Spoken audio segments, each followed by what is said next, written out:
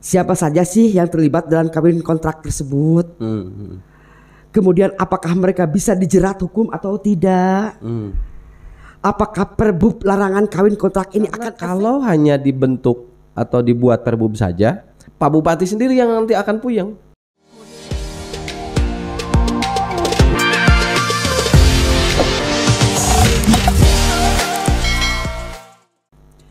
Assalamualaikum warahmatullahi wabarakatuh. Waalaikumsalam warahmatullahi wabarakatuh. Berjumpa kembali di channel Lucy Show dalam acara Bencenur, berbincang seputar Cianjur. Pada kesempatan ini kita akan membahas tentang kawin kontrak, Kang. Yang memang dalam 1 bulan ini cukup viral di media online. Walaupun sebenarnya masalah bisnis esek-esek berterselubung ini sudah ada sejak tahun 1987-an. Saat itu ketika ramainya daerah Puncak didatangi oleh wisatawan dari Timur Tengah. Ketika masalah kawin kontrak ini viral, kebetulan Bupati Cianjur sedang membuat peraturan bupati tentang larangan kawin kontrak. Jadi yang akan kita perbincangkan kali ini adalah siapa saja sih yang terlibat dalam kawin kontrak tersebut? Kemudian apakah mereka bisa dijerat hukum atau tidak? Apakah perbub larangan kawin kontrak ini akan efektif? Kemudian lembaga mana saja yang harus dilibatkan dalam menanganinya, dan yang paling penting adalah apa penyebabnya, lalu bagaimana solusinya ke depan. Karena tidak mungkin kita hanya membahas asap sementara kita tidak membuang atau mematikan apinya. Baiklah guys, kita mulai perbincangan ini, dan biasa saya ditemani oleh rekanda tercinta Kang Asto yang akan membahas tuntas masalah ini. Akang, Ya. kawin kontrak nih. Bagaimana menurut Akang tentang kawin kontrak yang sangat fenomenal ini? Memang masalah kawin kontrak itu tidak baru-baru ini saja ya viral. Betul tadi dikatakan sejak tahun 87 ya. Tujuan ya. Sejak tahun 87 itu memang sudah muncul di wilayah Puncak, Cisarua ya, sampai ke Puncak Pas misalkan. Itu sudah mulai ramai di sana. Sejak waktu itu ramai dibangunnya pila-pila di sana. Kebetulan juga yang mayoritas datang ke sana wisatawan dari Timur Tengah ya. Logis memang, karena sampai hari ini kita ketahui bahwa Timur Tengah itu kan iklimnya panas ya, sementara daerah Puncak itu iklim tropis yang ya cocok untuk mereka melakukan liburan di situ. Ketika mereka banyak datang ke situ, terus juga ada yang memang stay di sana, mereka mulai membangun kayak pila-pila begitu ya, dan lain sebagainya. Nah dari situ mereka datang tuh mengajak. Ada saudaranya mungkin ya, temennya atau rekan kerjanya diajak ke situ. Ya ketika datang ke situ kan berarti apa yang dilakukan ya berwisata. Nah sementara berwisata yang paling laris manis memang di berbagai daerah, tidak hanya di Indonesia. Malaysia ya ada juga Genting Island kan ya. Terus di Thailand ada juga ya, terkenal juga. Nah maka sejak itu muncullah namanya kawin mut'ah ketika itu ya. Nah kawin mut'ah ramai di situ biasa, tetapi memang kalau bahasa kita disebutnya dengan kawin kontrak karena memang sebelum melaksanakan pernikahan ada perjanjian dulu, ada perikatan, misalkan untuk berapa minggu, untuk berapa hari ya, harganya berapa dan lain sebagainya. Praktek ini terus merebak nih, terus bergulir, terus merebak sampai akhirnya memang karena secara geografis Bogor, Puncak, Cianjur itu memang berdekatan ya, sehingga sulit memang untuk menghindari, sehingga mereka banyak yang akhirnya menyeberang ke daerah Cianjur ya, khususnya wilayah Puncak, wilayah Cipanas di situ. Apakah lagi ketika daerah Cipanas itu kan banyak juga villa-villa ya dibangun, termasuk juga pila-pila yang sudah seperti resort gitu ya. Dari situlah mereka mulai memuncak itu sejak tahun 2000 ke sini. Datang secara bergerombol gitu ya, rombongan gitu untuk datang ke kita. Mereka memanfaatkan perempuan-perempuan kita, tetapi ada yang perempuan lokal di situ ya. Ada yang dari luar, tetapi kali ini mayoritas dari luar justru. Kenapa? Karena kalau perempuan yang ada di lingkungan situ mereka juga agak malu-malu kucing kan ya, sama tetangga gitu kan gitu. Akhirnya mayoritas memang dari luar wilayah setempat maksudnya ya, tetapi masih orang kita juga mayoritas gitu. Jadi sudah seperti mafia gitulah ya. Nah hari ini terjadi seperti itu hari ini. Bahkan pelanggannya juga sudah ada gitu ya. Betul. Siapa saja Kang yang terlibat dalam kawin kontrak tersebut? Kalau dilihat dari pelaku ya, pelaku utama ya jelas oknum wisatawan. Kita sebut oknum karena memang tidak semua wisatawan Timur Tengah juga melakukan begitu enggak. Ya kira-kira kalau hari ini dirata-ratakan 60% lah ya. Artinya tidak semua, tetapi kita sebut saja oknum wisatawan Timur Tengah ya yang melakukan itu. Informasi dari berbagai media yang saya baca, pelaku utamanya ya jelas satu tadi wisatawan ya, oknum wisatawan dari Timur Tengah. Kedua adalah penghulu, naib ya, penghulu ya, gitu ya. Penghulu. Nah, penghulunya juga ini ternyata pengakuan kepala desa setempat tidak ada penghulu formal yang diakui oleh pemerintah desa atau P3N istilahnya ya. P3N di pemerintahan desa setempat tidak. Nah, artinya kan ini penghulu-penghuluan. Jadi penghulu jadi-jadian gitu ya. Jadi penghulu aslinya itu ternyata pengakuan kepala desa setempat tidak ada. Terus siapa lagi? Ya saksi. Karena di pernikahan walaupun itu pernikahan kontrak tetap ada saksi. Ada saksinya ya. Nah, siapa saksinya? Informasi yang kita dapat mayoritas ya mereka itu ada yang jadi caloknya juga merangkap jadi saksinya. Nah, sehingga kalau ditanya pelakunya siapa yang itu artinya pertama oknum wisatawan, yang kedua penghulunya siapa? Terus yang ketiga saksinya siapa? Dan yang paling utama adalah mucikarinya siapa? Bos agennya siapa? Caloknya. Ini yang menjadi PR besar bagi pihak kepolisian untuk dibongkar. Kemudian Kang, seperti apa sih gitu modus atau semacam prakteknya gitu akhirnya terjadi kawin kontrak itu? Modusnya itu apa gitu? Dari informasi yang pernah dibongkar oleh pihak kepolisian ya, modusnya wisatawan dari Timur Tengah, nih, oknumnya ini menghubungi agen yang ada di Indonesia bahwa mereka akan datang ke kita. Nah, dari situ mereka memesan tuh, oh saya butuh begini, terus kriterianya misalkan perempuan yang tinggi, yang semampai dan lain-lain. Setelah pesan kriterianya datang, mereka datanglah ke kita. Nah, dari situ ketemu tuh. Setelah dipertemukan, dicocokkan bahwa kriterianya sesuai enggak dengan yang dipesannya. Ketika selesai, mencarilah lokasi atau tempat di mana. Baru di situ siapa penghulunya. Setelah selesai melakukan perjanjian, kesepakatan dengan pihak perempuannya, oke, deal. Terus juga bagi-bagi sharing keuntungannya, karena jangan salah di sini juga ada praktek bagi-bagi keuntungan. Sehingga misalkan perempuannya dibayar misalkan 15 juta ya dari proses kawin kontrak itu enggak semua dinikmati oleh perempuannya, tapi dibagi-bagi juga dengan agennya bagi-bagi dan lain-lain, biasalah seperti itu. Setibanya tadi langsung diperkenalkan aden, langsung dilakukan kawin kontrak dan langsunglah prosesi. Itu modus yang sampai hari ini kita bisa baca di berbagai media gitu. Terus kabarnya nih Polisian Resort Cianjur sedang menyelidiki masalah kawin kontrak ini. Nah, menurut Akang, apakah ini bisa dijerat secara hukum? Kalau melihat praktek yang terjadi hari ini ya, terus juga pengalaman yang pernah terjadi di Mabes Polri, di Bareskrim Mabes Polri. Waktu itu di awal tahun 2000, itu awal pertama kali Bareskrim mempidana ya pelaku kawin kontrak. Itu kasus pertama di Indonesia. Dan waktu itu Bareskrim Mabes Polri menerapkan pasal 2 ayat 1 junto pasal 55 Undang-Undang nomor 21 tahun 2007 tentang pemberantasan tindak pidana perdagangan orang.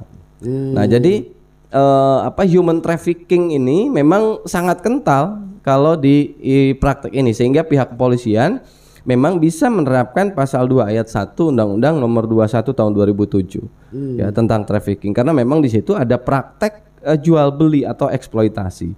Nah, isi dari pasal 2 ayat 1 undang-undang tersebut yaitu setiap orang yang melakukan perekrutan, penjeratan utang atau memberi bayaran atau manfaat walau memperoleh persetujuan dari orang yang memegang kendali atas orang lain. Nah, ini ya, walau memperoleh persetujuan, artinya kan ada kesepakatan ya.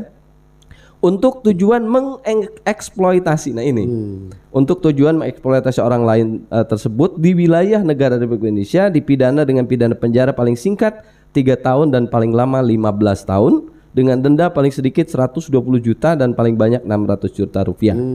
Nah, di ayat 2-nya, jika perbuatan sebagaimana tadi dibacakan itu mengakibatkan orang tereksploitasi. Nah, ini ya, artinya siapa yang tereksploitasi ya pengantin perempuannya ya. Maka pelaku pidana dengan pidana yang sama bagaimana dimaksud pada 1. Artinya mengakibatkan orang tereksploitasi. Nah, ini ayat 2 ini diterapkan bagi di luar pasangan. Maksudnya pasangan pengantin laki-laki sama pengantin perempuan. Karena apa? Yang mengakibatkan orang tereksploitasi. Berarti kan pihak ketiga. Nah, pihak ketiga artinya misalkan agennya ya, caloknya, termasuk yang jadi naib abal-abalnya. Ini bisa dicerat dengan ayat 2-nya. Di samping memang undang-undang itu, pihak Pemda juga bisa menggunakan perda tentang K3, ketertiban misalkan. Kenapa? Ketika memang masyarakat di sekitarnya merasa terganggu sehingga mereka tidak nyaman. Undang-undang lain misalkan mayoritas hari ini kan mereka menggunakan dokumen palsu. Nah, ini juga bisa diselidiki oleh pihak kepolisian sehingga terkait dengan aturan dokumen, pemalsuan dokumen ini juga bisa dilakukan. Langkah yang paling tepat penegakan hukumannya seperti apa nih untuk kasus kawin kontrak ini? Yang paling tepat gitu. Yang paling tepat ya. Penegakan hukum itu jalan terakhir ya. Tetapi pada intinya adalah bisa dilakukan dengan 3 cara. Pertama melalui pencegahan. Yang kedua pendidikan. Baru ketiga penindakan. Pertama misalkan melalui pencegahan. Lagi-lagi pemerintah, baik itu pemerintah pusat, provinsi maupun kabupaten, ini 3-tiganya berperan aktif. Karena kalau 3-tiganya ini saling tuduh-menuduh, pihak pusat menuduh ini kewajiban daerah misalkan, terus daerah juga ini mengandalkan provinsi dan lain sebagainya, ini nggak tuntas-tuntas. Tetapi ini adalah praktek kolaboratif antara seluruh stakeholder. Artinya di wilayah pencegahan ini, baik itu masyarakat, tokoh agama, ini juga terlibat di wilayah pencegahan bagaimana agar praktek kawin kontrak ini tidak terjadi, bisa dicegah gitu ya. Selanjutnya pendidikan. Kenapa kaitannya dengan pendidikan? Karena ada kaitannya dengan keterampilan atau kemampuan. Nah, ketika misalkan kemampuannya itu kurang, maka dia akan melakukan hal-hal jalan pintas tadi ya. Dia itu melakukan kawin kontrak. Artinya ada pendidikan, mendidik masyarakat bagaimana akibatnya, bagaimana efek atau dampak dari kawin kontrak ini dari sisi kesehatan misalkan, terus bagaimana kawin kontrak ini ketika terjadi kehamilan, bagaimana status anaknya dan lain-lain. Selanjutnya penindakan. Nah, penindakan ini kalau misalkan pemerintah daerah itu bisa menggunakan Perda nomor 1 tahun 2019 tentang penyelenggaraan ketertiban umum dan ketentraman masyarakat. Perda inilah yang melegalisasi pemerintah daerah melakukan operasi justisi. Operasi justisi ini juga bisa dalam bentuk operasi gabungan misalkan. Kalau bupati memerintahkan Satpol PP, karena Satpol PP kan tugasnya adalah penegakan Perda. Nah, Perda nomor 1 tahun 2019 ini yang ditegakkan oleh Satpol PP. Nah, kerjasamalah dengan pihak kepolisian, kerjasama dengan TNI, kerjasama dengan polisi militer. Nah, terus juga jangan sampai musiman. Jadi istilah kita masih gak obor baralak gitu ya. Ketika rame misalkan operasi justisi, terus sudah adem biasa lagi. Karena dulu sempat rame itu. Setiap malam minggu kalau nggak salah ya, saya dengar sempat dengar selalu ada operasi. Itu mulai meredak tuh. Tetapi ketika kesini melempem deui gitu ya, parem deui ya bangkit lagi ya seperti itu. Karena ya ngintip gitu ya.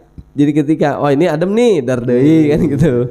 Nah, baik itu pencegahan, pendidikan maupun penindakan harus dilakukan secara serius dengan pengawasan yang super ketat. Karena jangan sampai ini menjadi justru celah ATM baru bagi oknum-oknum tertentu. Ketika operasi justisi ini, waduh ini ada duit gede nih. Nah ini jangan sampai, sehingga faktor pengawasan pelaksanaannya juga harus super ketat. Pemda misalkan melibatkan inspektorat sebagai pengawas. Inspektoratnya juga harus dikawasi oleh Pak Bupati dengan keinginan besar. Kita percaya ketika beliau mengeluarkan Perbub misalkan ya, artinya kan sudah ada keinginan. Ya mudah-mudahan keinginan besar ini dibarengi juga dengan pengawasan yang kuat terhadap jajaran pembantu bupatinya. Nah, dengan dikeluarkannya Perbub larangan kawin kontrak ini akan efektifkah memberantas praktek kawin kontrak di Cianjur?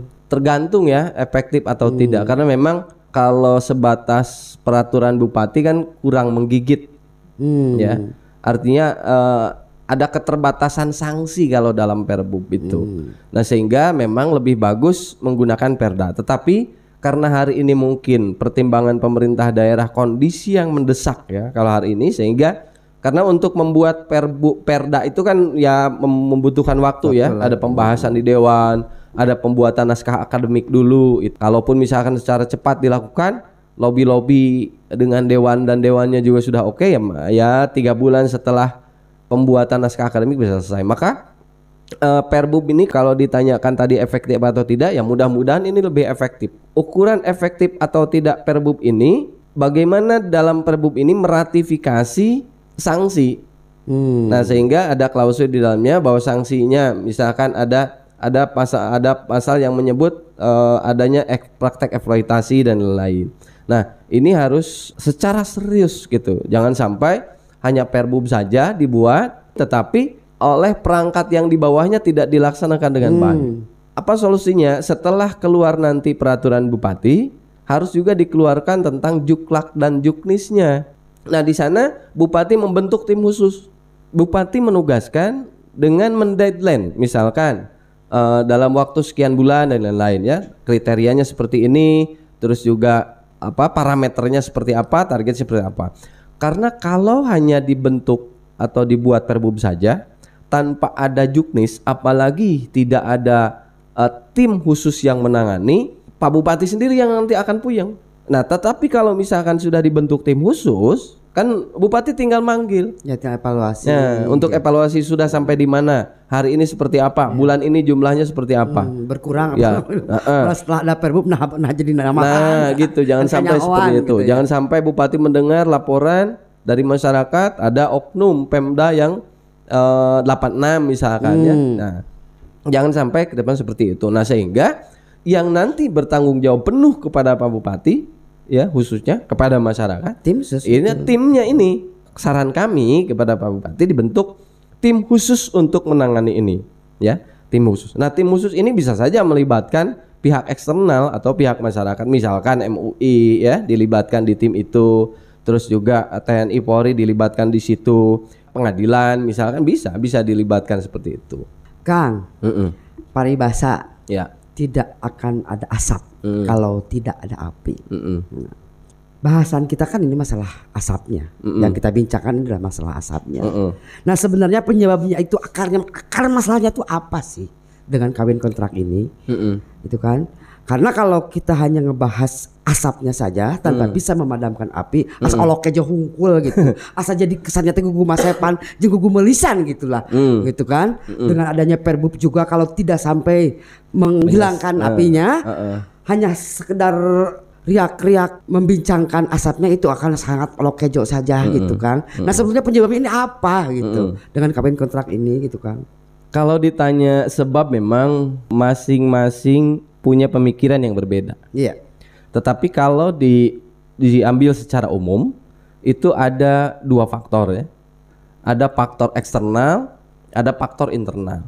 Faktor internal misalkan penyebabnya adalah karena rendahnya tingkat pendidikan tadi. Nah, kenapa? Karena ketika pendidikan rendah maka dia keterampilannya kurang. Nah, ketika keterampilannya kurang, terus ada desakan faktor lain yaitu faktor kebutuhan, artinya ya. ekonomi. Nah, artinya sudah 2 nih, pendidikan terus ekonomi. Maka dia akan mengambil jalan pintas. Ini yang menjadi faktor internalnya. Terus ada faktor eksternalnya. Nah, faktor eksternalnya apa? Ada juga yang karena diajak oleh temannya. Melihat misalkan tetangganya yang sudah melakukan itu ada peningkatan. Ya biasanya kan itu ya glamor biasanya kan. Nah, beli itu, beli ini, make up dan lain-lain ya, pakaiannya wah pokoknya paling ada gangguan fisik gitu kan. Lain kucal mah lakunya. Tapi kita ndak araya deui. Nah, melihat seperti itu, nah akhirnya kan waduh kabita ningali tetanggana. Si eta jadi glowing cenah gitu banyak. Sanggeus ka puncaknya jadi glowing, urangnya arek. Nah itu betul. Nah, akhirnya apa? Pendidikan. Tertarik. Nah, ketika tertarik, pemahamannya kurang. Nah, ini kembali lagi ke faktor pendidikan. Nafsu manusiawinya tinggi. Pemahamannya kurang. Nah, terjadilah. Pemahaman agamanya kurang, ya. Terus pemahaman bahwa dampaknya HIV/AIDS seperti apa, penyakit kelaminnya seperti apa, problem sosialnya nanti, gitu. Problem sosial dampak dari itu juga. Nah, ada lagi misalkan faktor pengawasan dari pihak keluarga. Nah, kadang-kadang orang tuanya ini atau ya gitu seneng lihat anaknya banyak duit, padahal duitnya dari hasil kawin kontrak. Tetapi ya itu ketika ada uang banyak tidak ditanya lagi ini duitnya dari mana. Ketika misalnya melakukan itu, ya baiknya kan pihak keluarga juga mengingatkan, jangan sampai ini bahwa untuk mencari rezeki itu masih banyak cara yang lebih baik dan lebih halal lagi daripada dengan cara-cara seperti itu. Jadi ada faktor eksternal dan faktor internal. Nah jadi Kang kesannya teh jadi dibungkus dengan kawin. Nah gitu. itu. Jadi seolah halal gitu. Betul. Padahal ayat buntutan kawin kontrak. Ini kan lambat ya sebetulnya. Iya, abai. Pemerintah kita abai dengan karena memang MUI kan udah dari tahun 1997 membuat fatwa haram untuk kawin kontrak. Nah, tetapi kan ada praktek pembiaran. Nah, praktek pembiaran ini yang ya lama-lama maka terjadilah seperti hari ini. Ya, tapi dengan adanya rencana atau memang sedang dilakukan pembuatan Perbub oleh Bapak Bupati Cianjur, saya sangat apresiasi sekali. Ya, apresiasi sekali dan sangat ditunggu pendaratannya seperti apa. Ya, gitu. Ya mudah-mudahan dengan mengeluarkan Perbubnya ini bisa menekan dan saya yakin juga pasti ada lah efeknya ada. Tinggal bagaimana Pak Bupati melakukan evaluasi dan pelaksanaannya secara ketat. Dan mungkin Kang solusinya menurut Akang nih terakhir nih solusinya seperti apa gitu Kang? Yang pertama pihak pemerintah harus melakukan 3 konsep tadi. Yang pertama pencegahannya seperti apa. Terus kedua pendidikan, mendidik masyarakat yang melibatkan tidak hanya tidak hanya pemerintah tetapi tokoh masyarakat yang tahu tentang kesehatan, yang tahu tentang efek dari prisek itu bagi kesehatan seperti apa, bagaimana menjelaskan HIV/AIDS itu menjadi sebuah akibat misalkan ya, bagaimana efek dari pernikahan itu kalau misalkan memiliki anak. Terus yang kedua, pemerintah harus melakukan koordinasi dengan beberapa stakeholder, dengan pihak kepolisian, dengan TNI, dengan Polri, pemerintah pusat, tokoh masyarakat, termasuk MUI, juga Dirjen Imigrasi itu juga kesehatan, ya, Kementerian Kesehatan. Nah, kenapa ada Dirjen Imigrasi di situ? Karena memang di situ ada orang asing, ada wisatawan luar negeri. Nah, apakah misalkan kedatangan di kitanya itu apalagi hari ini ada COVID ya, apakah misalkan mereka memiliki surat bukti di mereka sudah melakukan rapid test atau tidak. Nah, kalau tidak ya dideportasi, dikarantina, dikembalikan gitu. Nah, terus yang ketiga yang tidak kalah penting adalah bagaimana agar pemerintah daerah menciptakan peluang-peluang ekonomi, karena faktor penyebab utamanya adalah ekonomi. Nah, artinya ketika faktor ekonomi ini bisa meningkat, maka ini bisa juga menekan. Jangan sampai ketika dilarang mereka balik bertanya, kalau saya tidak begini, saya tidak punya penghasilan, Bapak bisa ganti penghasilan saya enggak? Nah, jangan sampai itu. Nah, maka di samping tadi bahwa saya juga membaca di media bahwa Pak Bupati juga katanya akan menjamin anak yang dari hasil kontrak itu. Nah, ini salah satu solusinya. Tapi solusi yang tidak kalah penting adalah mereka dibina. Setelah dibina, didata, terus dibina, diberikan keterampilan, diberikan pendidikan dan lain-lain, baru itu menjadi sebuah solusi. Nah, kalau misalkan solusi masalah ekonomi ini tidak menjadi perhatian, maka bisa musiman. Artinya hari ini misalkan ketika rame-rame kayak tadi obor baralak gitu ya, padam, suatu saat ya kambuh lagi seperti itu. Demikian bincangan seputar Cianjur pada kesempatan ini. Mudah-mudahan ini menjadi suatu awal yang baik karena dinanti sekali oleh masyarakat akan ditindaknya pelaku-pelaku kawin kontrak di sekitar Puncak. Demikian, jangan lupa like, komen, share dan subscribe. Wassalamualaikum warahmatullahi wabarakatuh.